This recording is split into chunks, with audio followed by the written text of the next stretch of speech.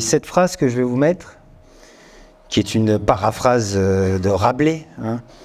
Numérique sans conscience n'est que ruine de l'âme, mais comme l'a écrit Victor Hugo, le problème avec les citations sur Internet, c'est qu'on ne peut pas trop savoir si elles sont authentiques. On va essayer de vous faire rire, parce qu'après, je vais être sérieux. Non, plus sérieusement, cette phrase, pour moi, elle capte l'essence du défi éthique auquel on est confronté. L'ère numérique, si elle est mal guidée, elle peut mener à des manipulations et des abus qui vont affecter la confiance entre les services publics et les citoyens. Donc ça, c'est ce que les médias à scandale et certains politiques, dont c'est le fonds de commerce, ne font qu'exacerber. C'est pourquoi je pense qu'il est crucial de veiller à ce que notre engagement numérique soit à la fois éthique et conscient. Alors je vais vous lire une citation. Je suis une personne qui ne voit pas, or non seulement 15% du web nous est accessible, mais le plus grand obstacle à notre intégration dans le monde numérique est cette société où l'écrit et surtout le tactile, notamment via les applications pour smartphone, prend une place de plus en plus grande partout au point qu'on ne se parle plus. C'est Anna Young. Vous connaissez Anna Young ? Je ne sais pas qui connaît Anna Young. Elle est là. Alors c'est une masseuse du lab et je tenais à lui faire cette surprise parce que voilà. Et elle nous a écrit ça dans le questionnaire. C'est un petit message qu'elle a fait passer dans le questionnaire. Et je trouve que ça interpelle. Il y a trois choses, moi, dont l'interpellation d'Anna Young nous invite à prendre conscience. La première, c'est qu'on n'a jamais eu autant d'outils pour communiquer. Et pourtant, notre capacité à communiquer véritablement s'amenuise et érode la richesse de nos échanges. Et je crois que le défi majeur reste notre capacité à écouter réellement. Nous écoutons souvent dans l'attente de répondre plutôt que de comprendre. On voit sur les réseaux sociaux que tout le monde parle et personne ne s'écoute. Et l'art de l'écoute active nécessite un silence réceptif, offrant un espace pour que l'autre puisse s'exprimer pleinement. Vous voyez comme le silence est rare et fait du bien. Et dans ce monde de brouhaha, d'infobésité, ayons conscience que plus que jamais, l'écoute et le silence sont d'or. Le deuxième point, c'est l'exclusion, on peut l'appeler inclusion du numérique. Et on sait que plus d'une personne de 60 ans sur 3 est en situation d'électronisme et que ça touche aussi un jeune sur 5. En tout, plus de 10 millions de personnes sont concernées. Alors on ne parle pas d'un manque de moyens, mais d'un manque de savoir-faire face aux outils numériques. On rencontre même ce phénomène chez des jeunes diplômés qui ne savent même pas servir des outils bureautiques de base lorsqu'ils arrivent en entreprise et qui sont parfois diplômés Bac plus 3, 4 ou 5. Donc ajoutons que 4% des 18-65 ans sont dans des situations d'illettrisme, soit environ 1,5 million de personnes, et que 10% rencontrent des difficultés à l'écrit. Tout ça, ça limite vachement l'usage des démarches administratives ou de tout ce qu'on fait sur Internet. Il faut en avoir conscience. Le troisième point, alors je vais le dire comme je le pense, c'est la honte de notre métier.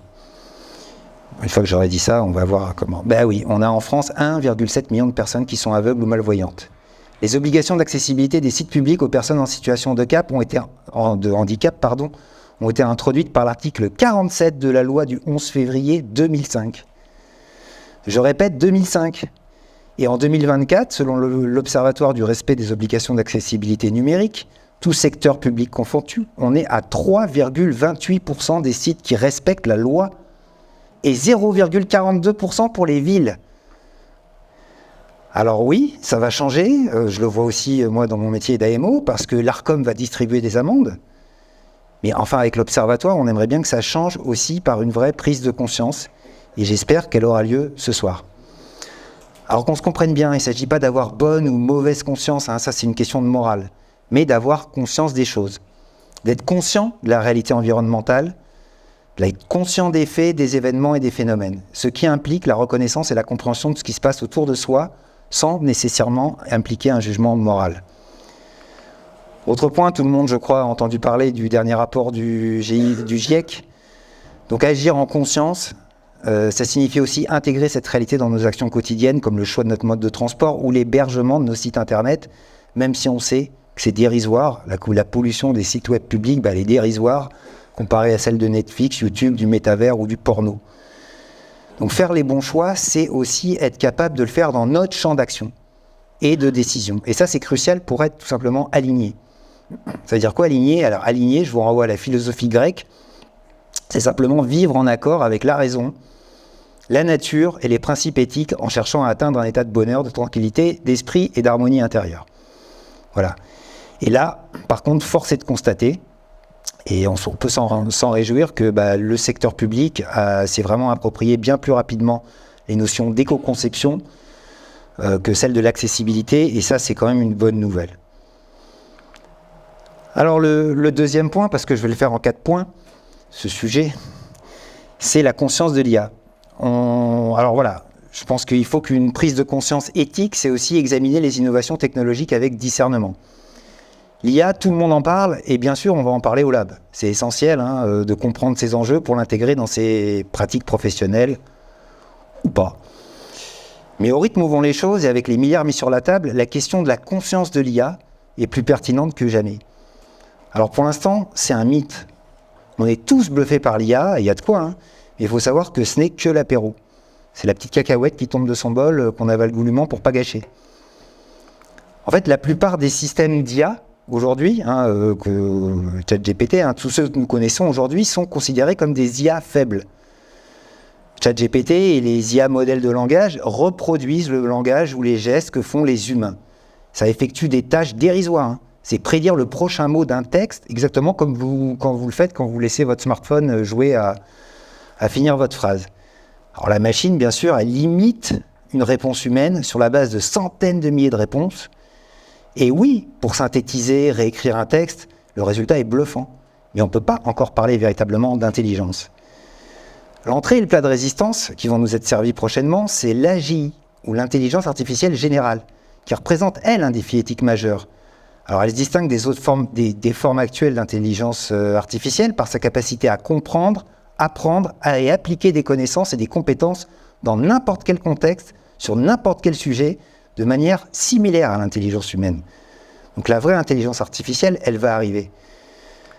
Alors, faute de savoir si l'IA aura un jour une conscience, ayons conscience de ce qu'est l'IA aujourd'hui. Ça rigolait, mais...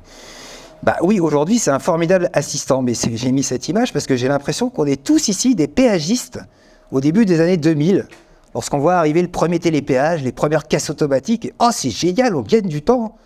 Ça allège les files d'attente. C'est vrai, ça me bug un peu, mais bon. Il aura fallu 18 ans pour que Vinci licencie le dernier péagiste de France. Et que restera-t-il de nos métiers dans 18 ans ? De combien d'agents seront constituées les directions de la communication, celles qui comptent aujourd'hui des dizaines, voire des centaines d'agents ? D'un DIRCOM et d'un prompt ingénieur ? Et s'il doit en rester qu'un des deux, sera lequel à votre avis ? Voilà. Je vous laisse lire cette citation de Darwin. Et je voudrais dire un mot aussi sur les prédictologues, parce que Darwin a bien prédit, mais je vais vous en lire un après. Et c'est vrai que depuis que je fais ce métier, il y a des fois, quand on vous raconte des bêtises, je lève le bouclier, comme celui qui nous avait dit un jour que dans 5 ans, on serait tous dans le métavers. Et par exemple, là, c'est Ray Kurzweil, qui est un ancien directeur de l'ingénierie chez Google. Et lui, j'ai plutôt tendance à le croire, qui dit que d'ici 2029, nous aurons tous dans notre poche notre propre intelligence artificielle personnalisée. Ça signifie en fait que nous disposerons tous d'un cerveau auxiliaire. Alors ça va transformer fondamentalement le marché du travail, mais aussi notre approche de l'information et du savoir. Et ça devrait aussi transformer l'enseignement. Alors il y a un rapport aussi de la société Google qui dit que ses meilleurs collaborateurs, ce n'est pas nécessairement des érudits en sciences et en technologie, mais ceux qui avaient surmonté des épreuves, devenant ainsi plus humains et plus compatissants. Alors qu'est-ce qu'on peut espérer pour nos enfants ? Voilà, alors, plutôt que d'espérer qu'ils passent par la case souffrance, est-ce qu'on ne devrait pas leur apprendre ces valeurs d'humanisme et de bienveillance ? Est-ce que l'accent ne devrait pas être mis sur les compétences complémentaires à l'intelligence artificielle, telles que l'imagination, la créativité, le jugement complexe, la prise de recul, les interruptions humaines et bien sûr l'adaptation au changement dont parlait Darwin tout à l'heure. Ça, c'est des soft skills, comme on dit, qui permettent de voir au-delà du diplôme, au-delà des concours, et beaucoup de RH, en tout cas, en ont déjà conscience. Troisièmement, notre responsabilité. Alors là, on est dans un monde où les technologies évoluent à la vitesse de la lumière. Et avons-nous bien conscience des impacts de chaque décision numérique ? De chaque tweet, de chaque post, de chaque partage, de chaque campagne que nous lançons. Ces actions numériques, elles ne sont pas isolées. Elles affectent réellement des vies, des opinions et même notre démocratie. Mon avis, c'est qu'en tant que communicant, notre rôle n'est pas seulement de transmettre des informations, mais de participer activement à la formation de la conscience collective. En France, on vit un syndrome de saturation cognitive lié à la profusion d'informations qui engendre du stress. On parle ainsi de fatigue informationnelle qui touche aujourd'hui 53% des Français. Je m'inclus dedans. Et à force de montrer que ce qui va mal, de mettre du sel sur nos fractures, de détester nos différences, certains médias et politiques nourrissent le pessimisme, la peur, la division, plutôt que de favoriser la compréhension, le bonheur, la cohésion sociale. Alors ce que je veux dire n'engage que moi, mais avec les écrans, qu'ils soient de télé ou de smartphone, ce qui fait de l'audience, ce sont d'un côté les grosses machines à abrutir, et de l'autre les grosses machines à diviser. Alors, ce qui est génial, c'est qu'avec Bolloré, on a les deux. Et je pense que le résultat, voilà, c'est mon avis, le résultat, en partie, bien sûr, du 9 juin, c'est son travail de sape qui est fait. Parce qu'il y a des gens à qui se passent très bien les choses, tout va bien dans leur vie, mais ils regardent la télé et ils ont peur. J'ai appris, par exemple, je ne vous donnerai que cet exemple, parce qu'il est sorti récemment, que les journalistes de CNews et d'Europe 1 sont tenus de produire pour chaque tranche d'information au moins un reportage sur un fait divers, afin de le transformer en fait de société, en mettant l'accent au choix sur les banlieues, les musulmans ou les étrangers. Voilà. Et c'est ce monde-là, aujourd'hui, dans lequel on est. Donc, je crois que comprendre le monde, objectivement, c'est impossible, parce que c'est bourré de pièges dans les médias, de falsification, de manipulation, de fake news. Et infobésité ou pas, trop d'informations arrivent à notre... c'est scientifique, trop d'informations arrivent à la seconde dans notre cerveau pour qu'on puisse toutes les analyser. Donc on a forcément une vision partielle des choses. Mais il y a un organe aussi qui a des neurones, et plus de 40 000, et qui ne vous trompera jamais, c'est le cœur. Donc si une chose est sûre, si on regarde le monde à travers un écran, que ce soit la télé, les chaînes d'infos, les réseaux sociaux, avec l'amplification du phénomène du doom scrolling, et plus on regarde d'infos négatives, plus on voit d'infos négatives. Et jeu dangereux dans lequel jouent les médias, parce que ça fait plus d'audience. Mais si je regarde autour de moi, si on regarde autour de soi le monde, sans peur, sans jugement, avec vos lunettes, ou sans lunettes, eh ben on peut voir de très belles choses en France, de la solidarité, de la diversité, du vivre ensemble, des gens admirables, des gens qui travaillent, des gens qui font des choses exceptionnelles.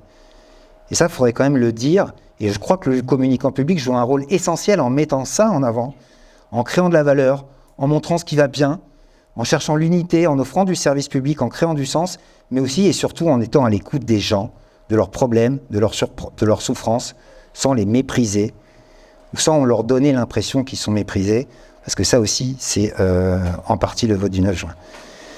Donc en se mettant à leur niveau, en descendant de son piédestal, pas en restant dans sa zone de confort. Le communicant public, qu'il soit numérique ou pas, se perd dès qu'il est inféodé à des gens dont la com n'est pas le métier, lorsqu'il est hors sol, déconnecté de la réalité, dans l'entre-soi, à parler à un petit cercle de gens déjà convaincus, ou à vouloir, j'ouvre les guillemets, faire plaisir aux élus. Parce que c'est le pire service qu'on leur rend. Et puisqu'on parle d'éthique ou de valeurs morales, il ne faut pas non plus s'en servir, attention, de faux prétextes pour masquer nos faiblesses. Alors on vous voit, tous ceux qui disent TikTok, j'y vais pas parce que c'est un réseau chinois, blablabla. Vous avez mis 10 ans à aller sur Facebook à l'époque parce que c'était un réseau américain. Déjà, je l'ai entendu. Ça vous pose plus de problème maintenant parce que tous vos élus y sont et ne regardent que ça. Dites que vous ne comprenez pas les codes, que vous n'êtes pas staffé pour y aller, c'est quand même plus honnête. Et ceux qui quittent X ou Twitter parce que c'est pollué par l'extrême droite, ce qui est vrai, dites-le plutôt parce que vous n'y avez pas d'audience ou d'engagement. Parce que qu'est-ce que vous allez faire si l'extrême droite arrive au pouvoir? Vous allez quitter la France? C'est une vraie question. Alors qu'est-ce qui bloque? Comme on l'a écrit avec Benjamin dans notre guide de la communication publique numérique, ce ne sont pas les budgets ni la technologie qui expliquent l'immobilisme, mais la culture interne incompatible avec les principes de partage, de collaboration, d'agilité, de droit à l'erreur. Et j'ajouterais, comme le disait Albert Einstein, que la folie, c'est de faire toujours la même chose et de s'attendre à un résultat différent. Alors est-ce qu'au fond, la communication publique ne servirait à rien, comme l'a écrit en 2020 Marc Thébault sur Capcom? Est-ce que les communicants publics, c'est lui qui l'écrit, je m'ouvre les guillemets, se croient les sauveurs du monde dans une forme d'illusion collective? Alors j'ai pas la réponse, mais c'est une hypothèse. Mais je vais en développer une autre. Parce que moi, il y a deux chiffres qui m'interpellent. En 2024, 70% des Français disent ne plus faire confiance à la politique. Et on a en même temps 70% des Français qui se disent attachés au service public de proximité. Ce qui veut dire concrètement que le dernier rempart des institutions, c'est pas les élus. C'est vous, mesdames et messieurs, les agentes et agents du service public. Car la com publique est un service public. Donc l'autre hypothèse, c'est que notre responsabilité, au contraire, est immense. et qu'il serait temps de réécrire le service public, comme l'écrivait dans une tribune pour Brief Séverine Alfayette en 2015. Moi, communicant public, je travaillerai à un éveil citoyen. Alors c'est juste dommage qu'il faut à chaque fois que l'extrême droite soit aux portes du pouvoir pour se le dire et se poser des questions. Mais je vais aller plus loin. Si elle est bien utilisée, notre part du colibri, et je vous les guillemets parce que c'est employé par Séverine, elle est essentielle. Et peut-être que vous ne réalisez pas à quel point. Et je vais aller un peu plus loin. Dis-moi ce que tu regardes, je te dirai qui tu vas devenir. Alors ça, c'est le discours de la philosophe Gabrielle Alpern à l'occasion de la cérémonie des lauriers de l'audiovisuel. Et je vais vous diffuser un court extrait, parce que je crois que ça nous parle à nous tous aussi en tant que communicants publics.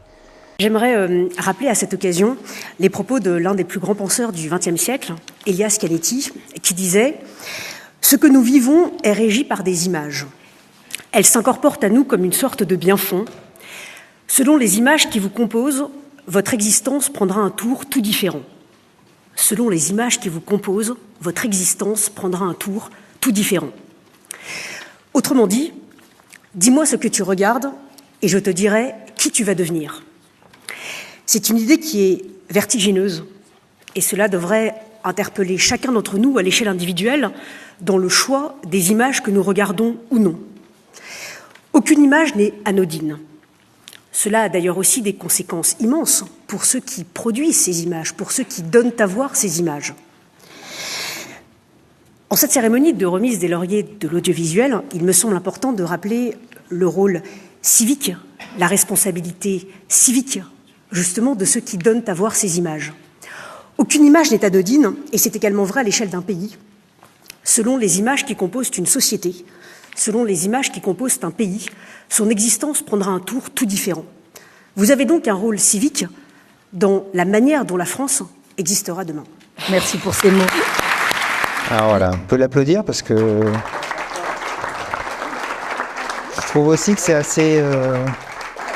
assez vertigineux et c'est un principe qui résonne particulièrement dans notre ère numérique où chaque action, chaque clic, chaque interaction est aussi une forme d'énergie qui façonne notre réalité.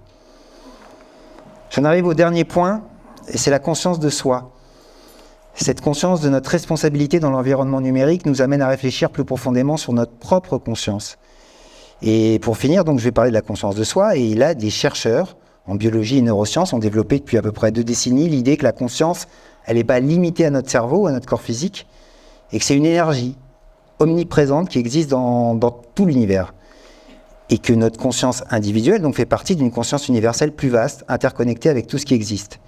Et Albert Einstein le démontrait avec cette phrase « tout est énergie ». Et c'est là tout ce qu'il y a à comprendre dans la vie, c'est pas de la philosophie cette fois, c'est de la physique. Donc la pleine conscience, l'intelligence collective, ces concepts, je trouve, sont devenus essentiels dans notre utilisation du numérique. Le networking, comme ce soir, ou devrais-je dire la création de liens, c'est pas juste un outil de croissance professionnelle, c'est une manière de renforcer notre conscience collective et individuelle. Alors comme Mitterrand, je crois aux forces de l'esprit. Et Mitterrand et Chirac nous regardent d'ailleurs. Bon, ils ne sont pas très contents du 9 juin, mais bon. Bon, je vous invite quand même à réfléchir à la manière dont vous allez utiliser donc, le numérique non seulement comme un outil, mais aussi un catalyseur de conscience. Souvenons-nous que chaque technologie, chaque plateforme, chaque innovation numérique a en soi le meilleur comme le pire. Elle devrait nous aider à construire et non à détruire, à unir et non à diviser ou exclure, à élever et non à abaisser. Et ce soir, je vous invite à transcender nos différences, qu'elles soient d'idées ou d'opinions politiques, et à les chérir comme une richesse inestimable. C'est génial d'avoir des gens qui ne sont pas d'accord avec nous, qui ont des opinions politiques différentes. C'est ça qui fait notre humanité. C'est ça qui nous différencie d'une armée de clones avec une puce d'Elon Musk dans le cerveau. Neuralink, il a fait le test. Bref. Moi, j'aimerais que ce soir, donc, on ose faire différemment. Agissons, imaginons, abandonnons tout ce qui ne fonctionne pas, transformons. Il n'y aura personne pour valider. Et amusons-nous surtout, et passons une bonne soirée et accueillons-la comme public. Merci.